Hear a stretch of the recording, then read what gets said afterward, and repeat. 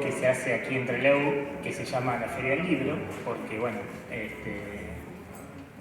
han pasado varias personas que admiro y seguramente pasarán también. Así que para mí es una enorme alegría estar acá. Y bueno, el libro es el resultado de la tesis de doctorado en antropología, como bien lo mencionaron, y se llama Fronteras, Necropolítica y Migraciones en el Mediterráneo Central. Bueno, esa es la tapa que está acá. Y la editorial es Imago Mundis, de Buenos Aires. Y bueno, para hablar un poco de las rutas del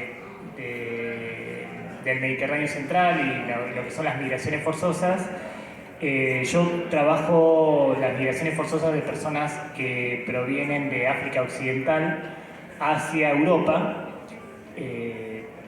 los países pintados en color naranja. Y anteriormente yo hice investigaciones sobre migraciones de personas africanas, específicamente de Liberia o de Sierra Leona. Lamentablemente, bueno, por ahí hubiera estado bueno un mapa, pero yo me gusta dar clases con mapa, pero para ubicar los países, digamos, ¿no? Por ahí hablar y no conocer. Y en las primeras investigaciones estuvieron orientadas a personas que trabajaban, que venían a la Argentina escondidos en los barcos. Venían escondidos en los barcos en el 2004, 2003, escapando de una guerra de Liberia o Sierra Leona, y bueno, llegaban a los puertos de Tigre, Ensenada, han llegado a Rosario. Bueno, y ahora, desde el 2017 al 2021, hice esta investigación y para eso me fui, digamos, ahí al norte de África y al sur de Italia, a la isla de Sicilia, que ahora voy a contar. Y el capítulo 1 del libro trabaja la idea de refugiados. Seguramente han escuchado mucho los discursos sobre la llegada de refugiados a Europa, la llegada o la invasión de refugiados o la crisis migratoria en Europa. En realidad, refugiado es una categoría jurídica que se le da a una persona que justifica que en su país no puede estar porque es perseguido por cuestiones de guerra, de persecución religiosa, étnica o lo que sea. Pero no incluye a las personas que se van de su tierra porque una empresa extractiva de uranio, de oro, como pasa en algunos países de África, o petróleo, se tienen que ir de su tierra y no entran en la categoría de refugiados. Y Europa dice, bueno, esas personas no entran porque no pueden justificar la persecución. Por eso yo hablo de migración forzosa, que es esa categoría, que incluye a las personas que se van de su tierra porque las empresas los echan de sus comunidades. Y también trabajo la idea de crisis migratoria porque hay un mito que hay una invasión de migrantes a Europa y en realidad en términos absolutos, reales, no es tal, ¿no? El número es ínfimo, hay una cantidad de personas que acá en el capítulo 2 lo trabajo. En la primera parte hablo de eso, del nuevo imperialismo y la acumulación por despojo, que es las empresas extractivas de oro, uranio, que echan a las personas de su tierra. Y la segunda parte, el caso de África Occidental y de por qué no existe una invasión a Europa. Justamente ahí desmonto ese discurso de la crisis en Europa y la invasión de migrantes. En realidad el 80%, 85% de las personas que emigran de su país en África Occidental se va a países vecinos por cuestiones de trabajo o al norte de África, y el restante 10%, 15% intenta llegar a Europa. Digo intenta porque no todos lo logran, ¿no? Y hablo de las rutas en el norte de África y de la Europa fortaleza, que es un concepto que está muy vigente en Europa respecto al racismo que existe en Europa y a cómo Europa ha cerrado fronteras para estas personas que no pueden justificar que se están yendo de su tierra porque una empresa extractiva los echa, ¿no? En el capítulo 3, que es la parte más metodológica, ahí hablo de una antropología en la ruta, una antropología en el camino. Para quienes han hecho trabajo de investigación metodológico, siempre nos han enseñado que existen pasos para la investigación, ¿no? Primer paso, armar un cuestionario, que eso hay que hacerlo, digamos, las preguntas. Segundo, presentarse a la persona que uno entrevista. Tercero, comentar el objetivo. Cuarto, realizar la entrevista. Quinto, revisar la entrevista y hacer la devolución, y así sucesivamente. En estos casos es imposible, porque las personas entrevistadas están en tránsito, huyendo, escapando, y rara vez encontramos momentos de entrevistas así concretos como los piden, ¿no? Bueno, ahí realicé observaciones, participantes, entrevistas en profundidad, y hago mucho hincapié no solo en los relatos y traumas, sino en los silencios que imperan en las migraciones forzosas. Hay personas que no quieren hablar de la situación vivida en algunos países como Libia y demás, que ahora voy a comentar. Y el trabajo de campo fue realizado en septiembre y octubre del 2018 en la ciudad de Palermo, Trapani y Catania, en la isla de Sicilia, y entre febrero y marzo de 2020 en las ciudades de Dakar, en Senegal, Bamako, en Mali, Niamey y Agadez, en Níger, además de las rutas que hay entre cada una de estas ciudades. Dos cosas quiero aclarar con esta última parte, la de febrero y marzo 2020, es que justo me agarró la pandemia. En marzo 2020, ya ahí sería para otro libro, pero, porque en 6 días tuve que tomar 7 vuelos de avión y bueno, por suerte llegué a Canterleu en el día sexto, ¿no? De un miércoles al martes. Y bueno, por supuesto que perdí dinero, todo eso, pero bueno, ya me recuperé.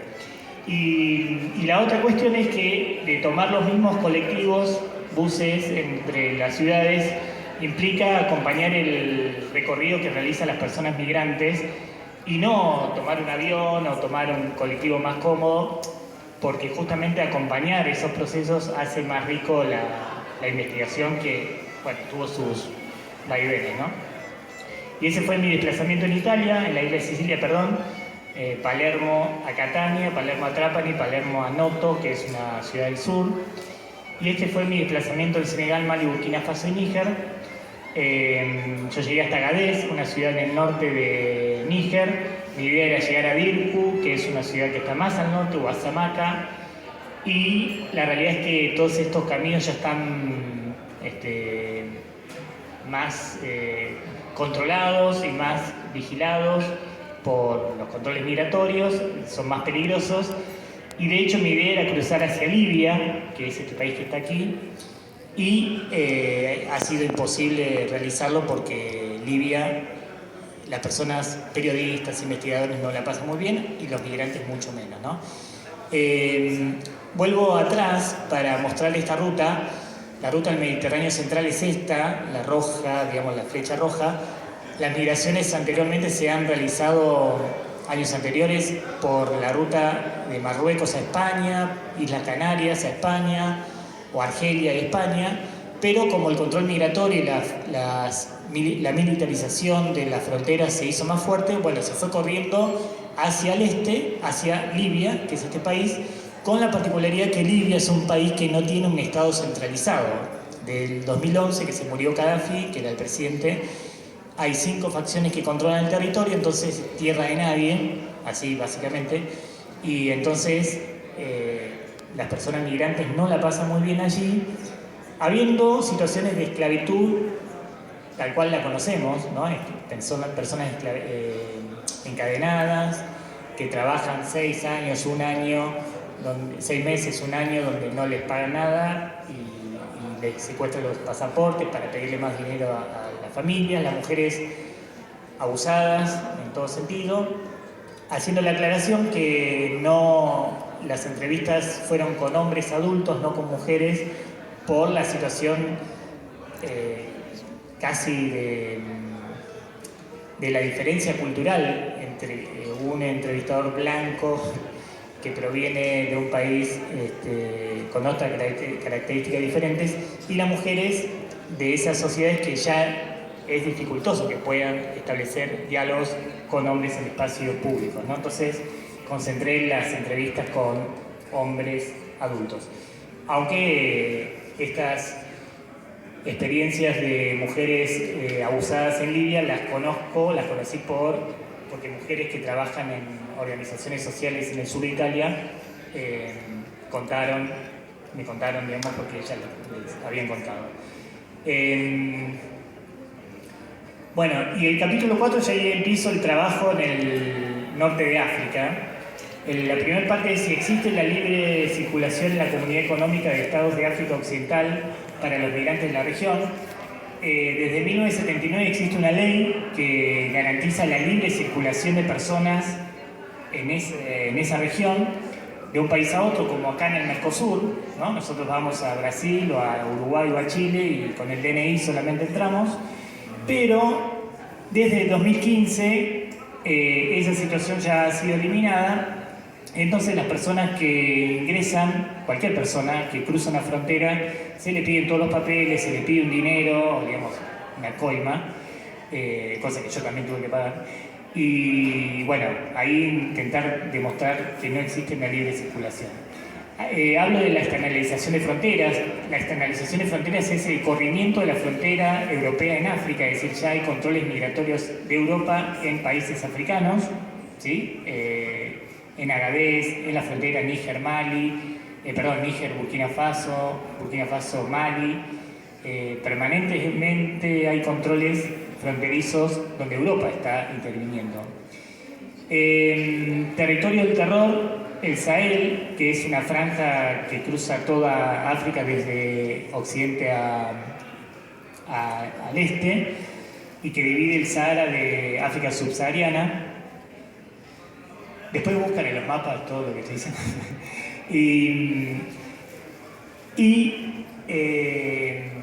Ahí lo que rescato son relatos de personas que cruzan las fronteras y las violencias que viven, ¿no?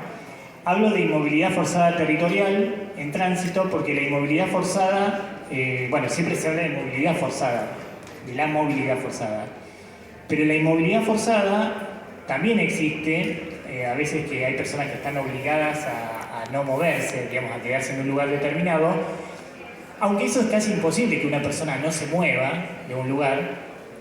Por eso hablo de una inmovilidad forzada territorial que ahora con un mapa lo voy a explicar con una trayectoria migratoria, ¿no? Pero básicamente es personas que se van de una ciudad a la otra y de ahí a otra ciudad, pero son deportados y vuelven al país donde se fueron, intentan salir, vuelven al país y nunca salen de ese círculo vicioso que les lleva 8 años, 5 años, 13 años como una persona que yo entrevisté, o 3 meses, ¿no? De acuerdo a la suerte que tengan. Y hablo de Territorio del Terror 2, o Narrativas de lo no dicho, que es Libia. Nadie quiere hablar de Libia, por lo que conté anteriormente, cuando yo entrevistaba a personas en el sur de Italia y me estaban contando toda la trayectoria y demás, me dice, yo le digo, bueno, ¿y Libia? ¿Qué pasó? ¿Qué onda con Libia? Y silencio. No, prefiero no hablar de Libia, y así, ¿no? Y si hay algo novedoso en el libro, entre otras cosas, es que hay un relevamiento de organizaciones sociales que trabajan con migrantes y ayudan bastante a los migrantes, más allá de las más conocidas, que es el Alto Comisionado de Naciones Unidas para Refugiados, el ACNUR, o la OIM, que es la Organización Internacional para Migraciones. Hablo de organizaciones que están en el territorio, que están en las fronteras y que rescatan a migrantes en las fronteras, que rescatan a migrantes que están en el desierto del Sahara. Atendiendo a un dato, seguramente muchas noticias han escuchado sobre los muertos en el mar Mediterráneo, ¿no? Naufragios en el mar Mediterráneo, que sí, en los últimos 25 años han desaparecido, fallecido 25.000 personas, 30.000 personas, pero nada se dice del desierto del Sahara, es el norte de África, sobre todo Libia, Argelia, pero Libia hoy más porque es más peligroso. Bueno, no hay datos oficiales, yo encontré un dato del 2017 que lo dio la OIM, que decía que en los últimos 15 años, más o menos, la misma cantidad de personas muertas en el mar Mediterráneo era la cantidad de personas muertas desaparecidas en el desierto del Sahara. Cosa que no se puede comprobar porque no hay datos. Los naufragios en el mar Mediterráneo sí, porque se sabe la lancha que salió, alguien cuenta cuántos iban en la lancha si la lancha se hunde, etcétera, etcétera.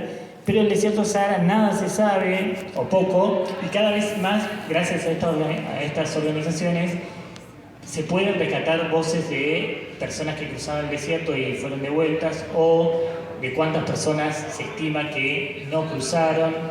Me tocó entrevistar a personas que iban 60 en un camión y cruzando el Sahara y el camión se pierde o se rompe o lo que sea, y de los 60 que iban llegan 5, los otros nadie sabe nada, y bueno, y ahí hay un trabajo que hacen estas organizaciones y ayudan a brindar información, ¿no? No sé cuánto tiempo tengo, pero... Ah, ¿me quedan 5? Ah, bueno. Esto es todo, ¿no? Bueno, nada, 5, perfecto. Esta es una nota, bueno, no se lee muy bien, la comisaría de Balak en Níger, que es en mitad de camino entre la capital, Niamey, y Agadez. La nota básicamente, porque era una ruta peligrosa, donde han secuestrado periodistas y demás, y ahí está el terrorismo yihadista, por decirlo de una manera. Al-Daesh es un grupo que está trabajando ahí, y me habían recomendado que, digamos, ya no era tan peligrosa la ruta, pero que tenga cuidado. Bueno, el comisario de un pueblo que se llama Balak, que tiene 2000 personas como habitantes, en el control policial dicen que yo me tengo que quedar porque hay un peligro por ser extranjero, etcétera, etcétera. Y me hacen quedar en la comisaría una noche, y yo perdí el colectivo y demás. Y la nota dice, bueno, pero usted puede seguir si va acompañado de 2 guardias nacionales. Yo digo, bueno, ¿es necesario? Sí, es necesario. Bueno, ¿y qué pasa si no...? Ah, no, me dice, tiene que pagar. ¿Tiene que pagar? Claro, digamos, era claramente una situación de coima, ¿no? $300 eran. Y bueno, yo digo, ¿qué pasa si no los pago? Y me mira así y me dice, fíjate, no me digas, fíjate. Hacete cargo. Claro. Entonces, bueno, pagué y demás. Ahí firmé en disconformidad, pero no me importó mucho. Bueno, y al otro día seguí la trayectoria, llegué a Agadez. Y Agadez también es una ciudad bastante complicada. Desde el 2015 Níger prohibió el transporte de migrantes, entonces Agadez era una ciudad donde confluían migrantes, y bueno, esta vez es una ciudad bastante muerta económicamente, por decirlo de una manera. Entonces me sentí bastante aislado. El comisario me dijo que no salga al desierto porque es peligroso. Y bueno, pero pude hacer algunas entrevistas. Lo que sí que la pandemia me tomó allí, y bueno, me tuve que tomar el primer vuelo que pude para poder salir. Pero bueno, ya había hecho casi todo el trabajo. Bueno, esta es una foto de los controles fronterizos y de las rutas. Las rutas entre una ciudad y otra, que serían trayectorias que acá nos llevan 10 horas, en colectivo de acá a Esquel puede ser, o 9, allá son 25, 30 horas, control policial cada 50 kilómetros, cada 100 kilómetros. Los cruces de fronteras son imposibles, las rutas están bastante deterioradas y demás. Y esta es la trayectoria de Richard, que es liberiano, que él, las verdes son dirigiéndose hacia el norte, las rojas cuando es deportado. Bueno, todo esto, bueno, yo lo entrevisté acá en Niamey, la capital de Níger. Hace 13 años que está dando vuelta Richard por esta región, ¿no? Por eso es inmovilidad forzada territorial, es decir, no sale de acá, nunca pudo cruzar Europa, 2 veces o 3 llegó a Libia y fue deportado, y bueno, es la situación que está viviendo. Robert, que es ganés, esa es la trayectoria.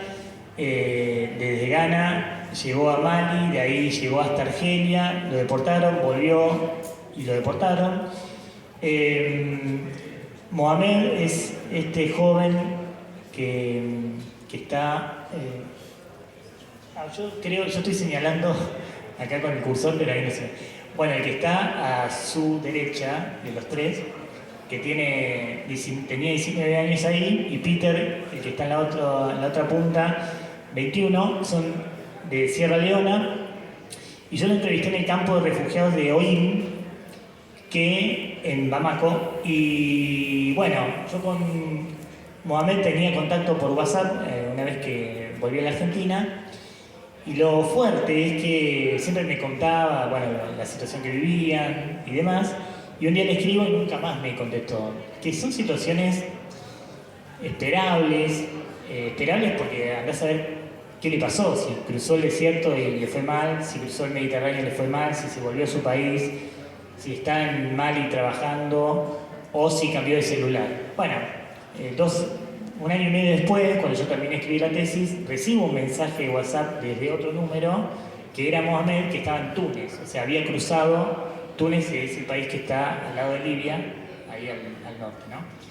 Que en la tesis no lo escribí, pero en el libro lo incluí como un capítulo final para un poco homenaje a Mohamed, ¿no? Que cruzó. Bueno, acá hay fotos con organizaciones sociales, ahí estoy yo, muerto de calor. Bueno, y en el capítulo 6 hay algo como un intermedio entre los dos trabajos de campo, noticias sobre la nueva vida, es decir, la vida que no vale nada en tránsito. Y lo que hice fue, mientras escribía, recopilar noticias sobre el desierto del Sahara, que había muy pocas, pero tomé los relatos, y recopilar noticias sobre el mar Mediterráneo, un poco a modo de catarsis de todo lo que estaba viviendo ahí. El capítulo 7 se llama Tierra Firme, los naufragios de Europa, y ahí tomo las narrativas a partir de las entrevistas en la isla de Sicilia. También hablo de las personas que, aun que tengan algún papel, por eso dice errantes o parias, pero siempre extranjeros, aunque tengan algún papel, son cuerpos racializados, es decir, el cuerpo que proviene de África, de Asia o de algunos lugares de América Latina, al tener un color de piel determinado, por más que tenga papeles, se les pide y demás. La comunidad europea hoy no tiene fronteras internas. Uno ingresa a Alemania y puede pasar a Francia o a otro lugar sin que le pidan nada. Sin embargo, las personas que provienen de África se le piden en cada frontera papeles, ¿no? Y juego mucho con la figura del naufragio de Europa, hablando de los naufragios, ¿no? En el mar Mediterráneo, Europa naufraga en las aguas del racismo que genera, ¿no? Los cuerpos de personas africanas cruzando fronteras europeas son fronteras también. Y además, cuando yo estuve en Italia, en el 2018, el Estado italiano cerró los puertos para que los barcos que rescataban migrantes en el mar no ingresen. O sea, se producía un naufragio, barcos que rescataban a personas querían ingresar a Italia y Italia no los dejaba pasar. ¿Y a dónde los mandaba? No al país de origen de los migrantes, es decir, a uno de Senegal a Senegal o a uno de Ghana a Ghana. No, lo mandaban al lugar de donde provenía la embarcación, que era Libia, donde justamente habían vivido abusos, violencias y demás. Por eso Europa naufraga en la política de derechos humanos y en el racismo. Eso es necropolítica, por eso el libro tiene ahí la palabrita necropolítica, política de la muerte. Yo termino. 2 minutos. Bueno. Y el capítulo 8 es lo mismo que hice en el norte de África, recabar información sobre organizaciones migrantes en la isla de Sicilia, que es enorme, son todas personas jóvenes y algunas personas viejos militantes comunistas, que ahora están en la lucha antirracista, abogados o abogadas que están trabajando en ello. No voy a mencionar a cada una porque si no termino más, pero acá hay 2 fotos que quería mostrar sobre los naufragios de Europa. Uno es la que sale en la tapa del libro.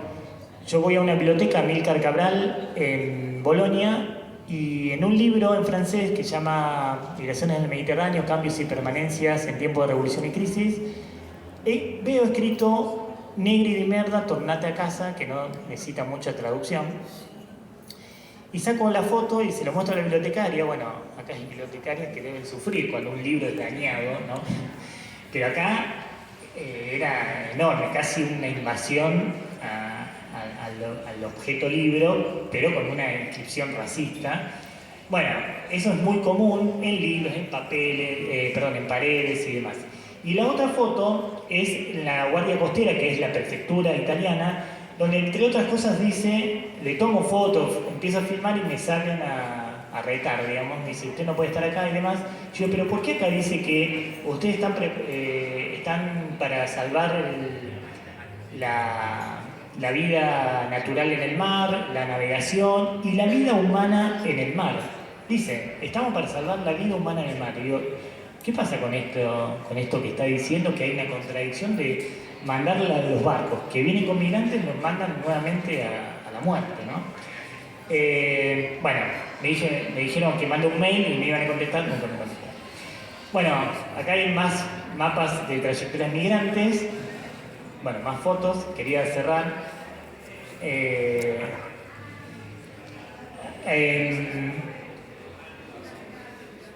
Sigo. Y sigo. No, y bueno, y les comento un poco lo que estoy trabajando ahora, si todo va bien. Lamentablemente no sabemos qué nos depara el futuro, pero bueno, he obtenido beca CONICET para poder realizar la investigación. Por ahora la voy a seguir cobrando, pero no sé. Y la idea es, porque justamente se volvieron más peligrosas las rutas del mar Mediterráneo, esa que yo estoy investigando, entonces muchas personas, porque sale el dinero cruzar el mar Mediterráneo, cruzar el desierto de Sahara, las comunidades juntan dinero para que una persona pueda cruzar, $5.000, 5.000 euros y demás. Y hoy se está utilizando tomar aviones con visa turista a Ecuador o a Brasil y de ahí emprender la ruta hacia el norte, hacia Estados Unidos, ¿no? Cruzando la selva del Darién, que es una selva que está en el norte de Colombia y el sur de Panamá. Entonces, el último punto es el tema desplazamiento forzoso de personas provenientes de África Occidental en el sistema migratorio Cono Sur Centroamérica en dirección a Estados Unidos